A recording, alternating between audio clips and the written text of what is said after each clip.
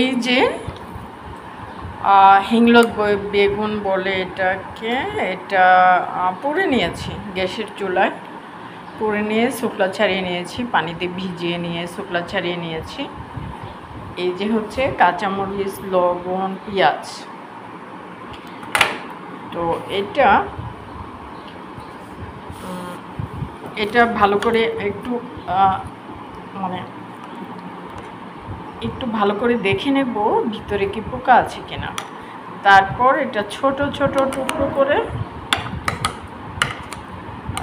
টুকরো করে তারপর মাখিয়ে নেব সরিষার তেল দিয়ে, তাহলে হয়ে যাবে পারফেক্ট বেগুন ভর্তা। পোকা ছিল, ফেলে দিয়েছি, একটাতে একটুখানি পোকা ছিল লম্বা। আমি আশা করব তোমরা যখন বেগুন ভর্তা করবা, বেগুন পুড়ায় নিবা, তখন সেটা ভালো করে দেখে নিবা পুরানোর পরে, কারণ আমরা যখন বেগুন পুড়াই তখন কিন্তু আস্ত থাকে। তো তারপর ভালো করে খুলে নিয়ে এগুলো আমাদের করতে হবে। আসলে বেগুনটা অনেক দিন থেকে ঘরে ছিল, সে কারণে একটু শক্ত শক্ত রয়ে গেছে, তা না হলে কিন্তু একদম নরম হয়ে যেত। পোড়া বেগুনের ভর্তা কিন্তু ভীষণ ভালো লাগে। একটু পেঁয়াজ কাঁচামরিচ বেশি দিয়েছি, সরিষার তেল দিয়ে মাখিয়ে নেব। এই দেখো হয়ে গেছে আমার, এটাকে বলে মরিচ ভর্তা। হ্যাঁ, তো একটু ঝাল ঝাল করলে মনে হয় ভালোই লাগবে।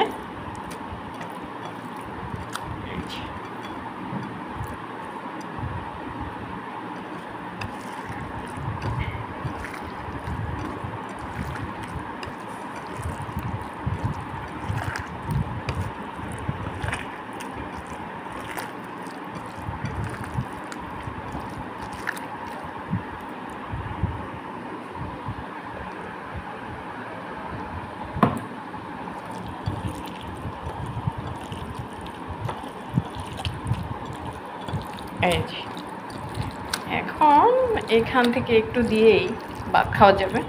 সাদা ভাত এই বেগুন পোড়া ভর্তা দিয়ে কিন্তু অনেক মজা।